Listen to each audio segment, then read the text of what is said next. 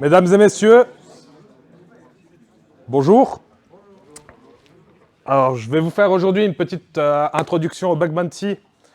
Donc, pour ceux qui ne savent pas du tout ce que c'est, je vais un petit peu expliquer en quoi ça consiste. D'abord, petite présentation personnelle. Alors, moi, c'est Daniel Le Gall.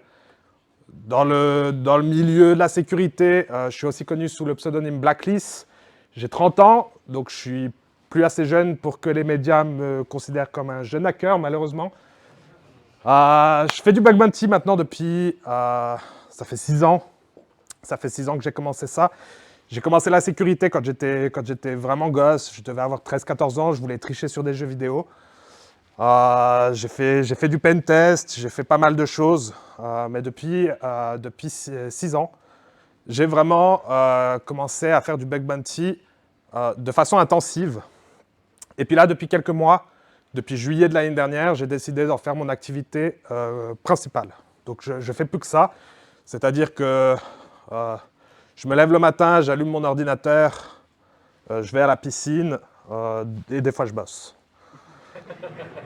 Je suis ambassadeur pour HackerOne. HackerOne, c'est une plateforme de bug bounty justement qui met en relation les hackers comme moi avec des entreprises pour faire du bug bounty.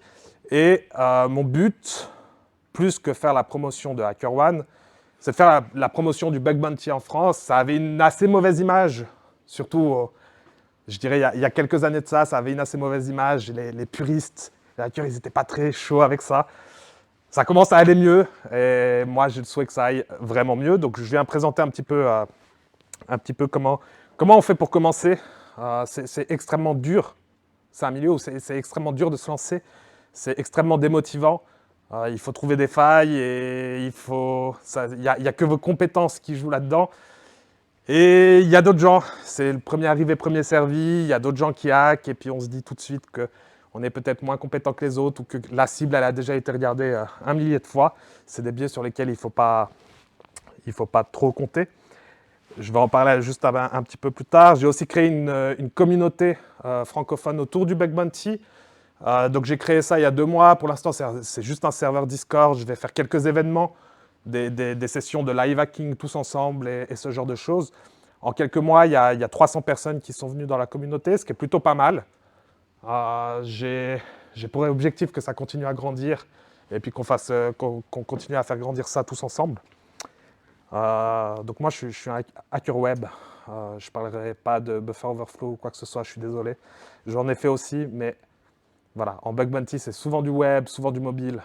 Et du coup, malheureusement, ce n'est pas des choses qu'on trouve encore assez en bug bounty. Ça viendra peut-être avec le temps. Si jamais vous souhaitez me contacter, je rappellerai aussi à la fin, je suis facilement contactable sur Twitter et je réponds à tout le monde. Alors le bug bounty, qu'est-ce que c'est ? C'est des programmes qui permettent aux entreprises d'être mises en relation avec des hackers pour les autoriser à effectuer des tentatives d'intrusion sur leur système, sur un scope qui sera bien défini, sur un périmètre défini, avec des règles définies. Et en échange, à partir du moment où un hacker a trouvé une vulnérabilité, le premier qui a trouvé cette vulnérabilité-là peut être payé par l'entreprise un montant qui sera prédéfini avant. Donc, généralement, ça se sépare par la criticité du bug que vous trouvez. En général, il y a 4 niveaux de criticité qui sont low, medium, high et critical. Donc, voilà. Pour faire simple, grosso modo, le bug bounty, c'est ça. Vous avez le droit de hacker une entreprise à tout moment, à l'heure que vous voulez, du moment que le programme il est ouvert, vous pouvez y aller. Et que vous y êtes invité, évidemment. Pour commencer le bug bounty, alors, assez souvent, on a des plateformes qui nous mettent en relation avec les entreprises. Il y en a plusieurs, des plateformes. Il y a évidemment HackerOne que je représente aujourd'hui, mais on en a aussi en France, par exemple YesWeHack. Donc ces plateformes, elles sont là pour mettre en relation, c'est elles qui vont hoster les règles finalement de ces programmes-là, et elles ont elles-mêmes des règles qu'il faudra appliquer. Évidemment, pour commencer le bug bounty, il faut des compétences techniques solides. Il faut être capable de trouver des vulnérabilités. Je pense que c'est le cas de pas mal de gens ici, j'imagine.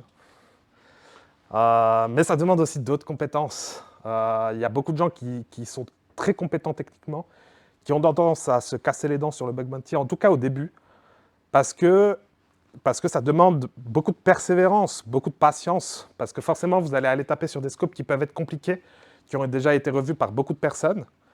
Et puis, vous allez avoir cette démotivation qui est plutôt simple de se dire, il y a déjà 1 millier de gens qui ont regardé, il y a déjà trop de gens qui ont déjà regardé ça.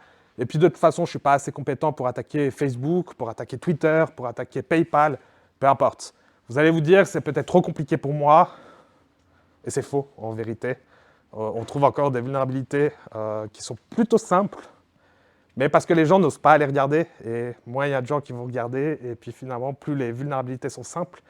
Et il y a ces biais qui sont présents et qui empêchent les gens de se lancer, et je dirais que c'est la difficulté première dans le bug bounty, c'est de réussir à se lancer. D'où le fait d'avoir créé une communauté pour, vous m'excuserez le terme, mais un peu pousser au cul les gens qui commencent, parce que sinon ils n'arrivent pas à se lancer, c'est pas facile. Et ça leur permet d'avoir des gens qui ont déjà vécu ce genre de situation à juste continuer et puis à les motiver à se lancer. Récemment, par exemple, on a eu la Coupe du Monde sur HackerOne. Donc, je suis capitaine d'une des 2 équipes de France. Et on a des très jeunes hunters qui viennent de commencer le bug bounty, qui ont pu trouver des vulnérabilités sur des très gros programmes. Malheureusement, je ne peux pas les citer. Mais qui ont trouvé des vulnérabilités sur des très gros programmes alors qu'ils ne se sentaient pas spécialement capables de le faire. C'est vraiment un biais qu'il faut réussir à surpasser. C'est pas facile, mais avoir un petit peu de communication avec des gens qui l'ont déjà fait facilite vraiment les choses. Une fois qu'on s'est lancé un petit peu, l'essentiel de la difficulté pour les gens, c'est de trouver sur quel programme ils vont aller hacker. Donc les programmes, finalement, c'est les entreprises sur lesquelles vous allez faire du hack. Évidemment, elles n'ont pas du tout les mêmes systèmes qui seront dans leur périmètre. Le choix d'un programme, c'est important. Ça doit matcher vos compétences, ça doit matcher ce que vous avez envie de faire. Donc, il y a plusieurs critères qui vont rentrer en compte. Évidemment, il y a le critère financier. Moi, personnellement, une boîte qui paye en dessous de 2 500 € à peu près pour une faille critique, je n'irai pas les regarder, c'est un critère personnel, vous n'avez sans doute pas le même. Il y en a qui iront regarder pour 1 000 €, il y en a qui iront regarder gratuitement, je ne conseille pas. Il y en a qui font ça, il y a des programmes de bug bounty qui ne payent pas. C'est mon avis personnel, c'est un peu de la perte de temps. Il y a l'intérêt que vous portez à la cible, évidemment. Si vous commencez à hacker dessus, puis que vous vous ennuyez, que ça ne vous va pas, que vous n'aimez pas faire ça, c'est sûr que ça ne va pas marcher. Il faut trouver des programmes sur lesquels vous avez ce feeling, finalement. Ce truc où vous vous dites, ah, là je m'amuse bien, ça m'amuse de continuer. Même si vous ne trouvez rien, si vous vous amusez, c'est déjà pas mal pour avoir la motivation. Il y a une partie d'objectifs. Moi, évidemment, j'ai tendance à beaucoup hacker sur HackerOne. Je hunt aussi pas mal sur YesWeHack, puisque c'est le petit aspect, c'est une boîte française et je suis quand même un petit peu chauvin. Donc, j'aime bien hunter sur ces 2 plateformes. Et par ce fait-là, j'aime bien aller chercher des programmes uniquement sur ces 2 plateformes. J'essaye de ne pas trop me diversifier. L'interaction avec les programmes, une fois que vous avez rapporté quelques bugs, c'est déjà bon signe, vous avez rapporté quelques bugs. Mais si le programme n'a pas été juste avec vous, ce qui peut arriver, ça arrive de temps en temps, finalement, le fait d'être payé ou pas, ou de combien vous allez être payé, c'est forcément à l'appréciation de la criticité du bug pour l'entreprise en face. Puis si vous avez la sensation d'avoir envoyé un bug critique, puis qu'ils disent « ça, c'est un bug médium ou low », et puis qu'ils vous payent 100 balles au lieu de 3000 ou 5000, pas certain que vous allez vouloir y revenir, ou en tout cas, je vous déconseille. Et évidemment, les compétences et puis le périmètre qu'elles exposent, c'est quelque chose d'assez important. S'il n'y a que du mobile et que vous faites que du web, peut-être ça vous tente un peu moins, sauf si vous avez envie d'apprendre des nouvelles choses. Mais évidemment, ça rentre en compte là-dedans. Et puis, les programmes ont des règles qui vous conviennent ou qui ne vous conviennent pas. Il y a des règles où, par exemple, il y a des programmes où les XSS et les SQL injection, elles ne sont pas autorisées. Vous ne pouvez pas en envoyer. C'est bête, mais ça arrive. Donc, choisir un programme, c'est quelque chose de central dans le bug bounty. Les gens ont beaucoup de mal. Les gens ont tendance à sauter de programme en programme en essayant de trouver un petit peu des bugs faciles. Moi, personnellement, j'aime bien focus un petit peu sur des programmes, essayer de les comprendre, essayer de passer un petit peu de temps pour comprendre aussi ce qui est intéressant pour eux. Avec quelques interactions avec eux, on finit par bien comprendre ce qui les intéresse le plus. Puis finalement, plus vous connaissez un programme, plus vous connaissez un petit peu comment marche leur système, plus vous les cassez facilement finalement. Et c'est petit à petit, vous grandissez, ils grandissent en termes de sécu, vous grandissez en termes de connaissances chez eux. Et puis même là, l'interaction est beaucoup plus sympa avec le programme, ils ont l'habitude de vous voir, et puis c'est toujours assez sympa.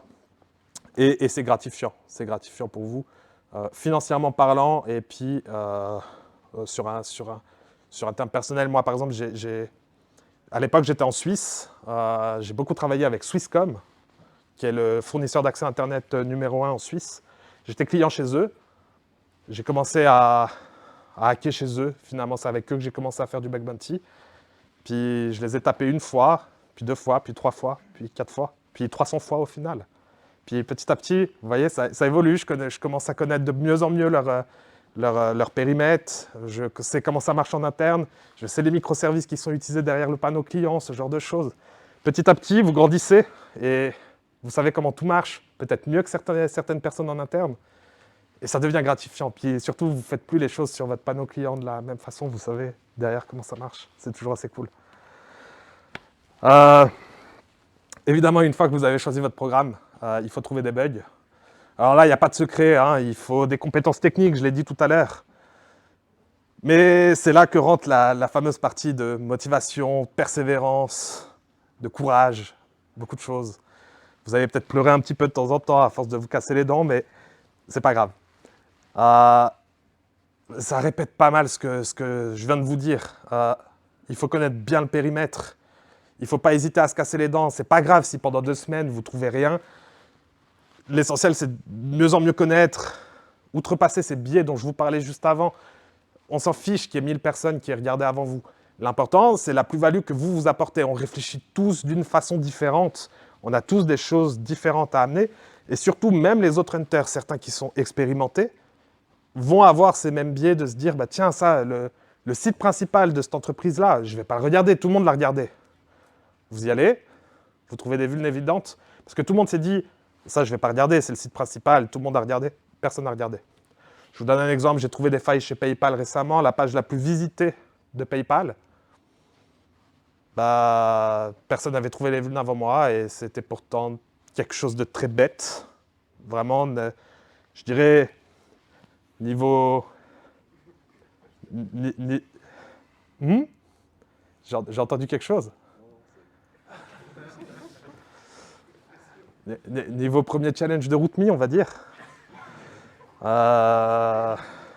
Puis ça j'en trouve 3 sur le site principal de PayPal, puis ça ramène 78 000 $. Ça fait plaisir. Merci de ne pas vérifier les sites principaux parce que ça paraît trop dur. Mais non, ce n'est pas le cas.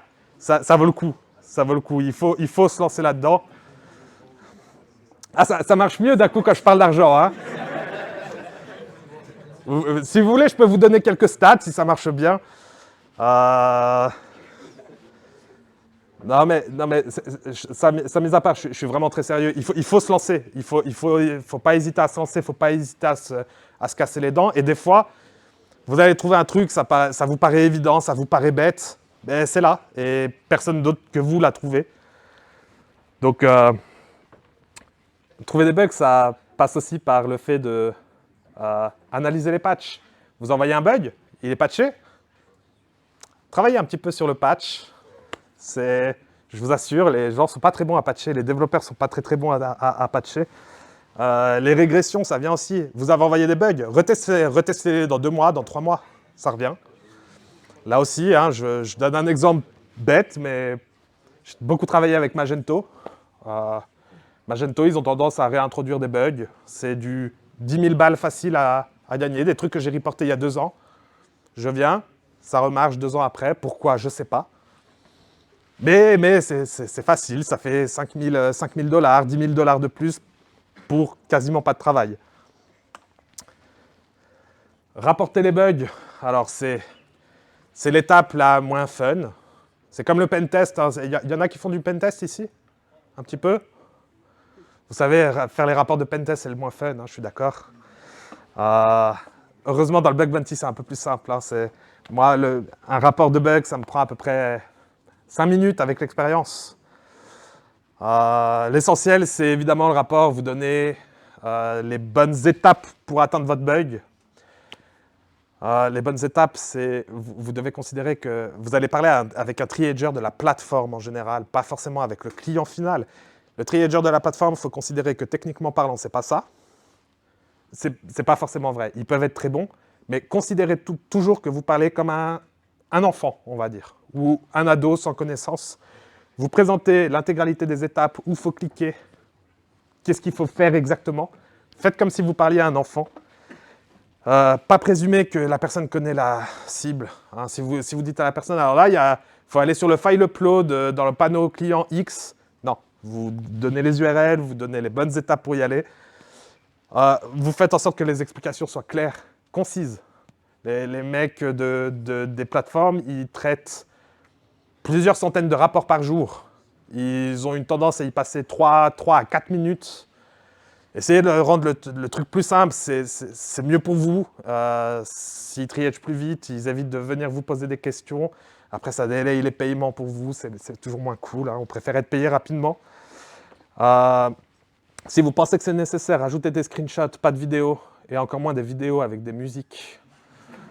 Je suis personnellement triager pour des associations caritatives. Alors les mecs, ils m'envoient des vidéos avec la musique, je m'y attends pas, je suis en train d'écouter ma musique, puis je finis avec de la musique dans les oreilles en plus, à fond la caisse, de la techno, des trucs comme ça. S'il vous plaît, non merci. Non merci. Évidemment, patience, civilité. Les triagers, ils ont un travail qui n'est pas forcément facile. C'est pas marrant de triage les bugs des autres et en plus les payer des montants astronomiques. Pendant qu'eux, ils sont occupés à faire du tri de bugs, des fois des trucs pas cool, parce que 90% de ce qu'ils reçoivent, techniquement, c'est pas gratifiant, on va dire. Hein, les missing HTTP headers, là, il manque un flag sur un cookie. C'est pas le truc le plus marrant. Si vous envoyez des bugs qui sont cool, ils seront contents. Faites en sorte qu'ils restent contents. C'est mieux pour vous, c'est mieux pour eux. Faites en sorte d'être sympa. Après, bon, quand ils sont pas sympas, là, après, vous faites ce que vous voulez. Mais non, essayez de rester un petit peu diplomate, toujours essayer d'avoir un petit peu de diplomatie, de patience. Par contre, il faut savoir défendre ses bugs. Grosse partie du bug bounty, malheureusement, j'aimerais bien vous dire que les programmes et les triagers sont toujours très justes et très au fait techniquement. Malheureusement, aujourd'hui, les bugs, on utilise le CVSS pour noter les bugs, en général pour la criticité. CVSS, ça représente assez mal des contextes d'impact sur le business ou de choses comme ça. Et du coup, la plupart des clients utilisent le CVSS pour baisser vos bugs. Donc moi, j'ai appris l'aspect CVSS par cœur. Et comme ça, je donne des citations de l'aspect CVSS pour dire, alors non, là, c'est pas comme ça, c'est plutôt comme si. Ça aide. Je vous conseille de faire ça. Ou en tout cas, si vous venez me rejoindre sur la petite communauté Discord que j'ai, et que vous avez des doutes ou qu'il y a un triager qui baisse la criticité, venez me voir. Moi, je suis une petite encyclopédie de l'aspect CVSS et de comment on fait pour parler avec les triagers. Il y a pas mal de gens qui aujourd'hui font du hunting assez important et qui viennent toujours me voir quand ils ont des problèmes avec des triagers. Comment on fait pour monter ça un petit peu et ce genre de choses. Quels sont les bons arguments? Moi, je suis ouvert à la discussion. J'essaye de répondre à tout le monde tant que possible. Ça coûte rien, vous pouvez toujours m'envoyer un petit message et puis je peux vous donner un petit coup de main. Petite conclusion, lancez-vous. Lancez-vous, ça coûte rien, ça va vous donner des compétences, ça vous permet, je sais pas, d'avoir un petit peu de fun sur des vraies entreprises, sur du vrai cas réel. Et s'il y en a qui aiment les CTF, on trouve des bugs dignes de CTF aussi en bug bounty. Là récemment, j'ai trouvé toute une chaîne d'attaque qui inclut 2 zero day sur un client. Ça m'a valu 75 000 $. Et c'était un bug clairement digne d'un CTF d'assez bon niveau. Donc ça peut être vraiment cool. Je pense que c'est une bonne idée de se lancer. Je vous encourage vivement à ça. Et puisque visiblement, quand je parle d'argent, j'entends quelques petites choses. En l'espace de 6 ans, je me suis fait à peu près 1,5 million de dollars sur le bug bounty. J'ai reporté pas loin de 600 bugs à une quarantaine d'entreprises.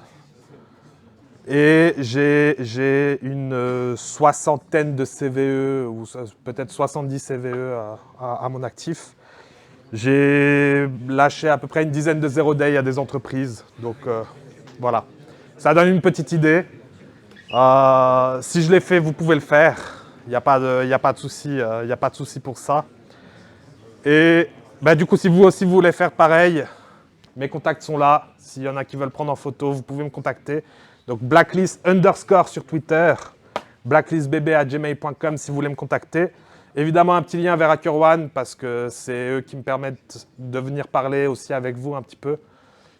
Et puis j'en profite pour remercier aussi l'organisation de Hackinov qui m'a très généreusement invité à parler pour vous. Donc voilà, j'espère que vous avez appris quelques petites choses, que ça vous intéresse. Si ça ne vous a pas intéressé, je suis désolé. Et si ça vous a intéressé, venez me voir, je réponds aux questions avec grand plaisir. Merci.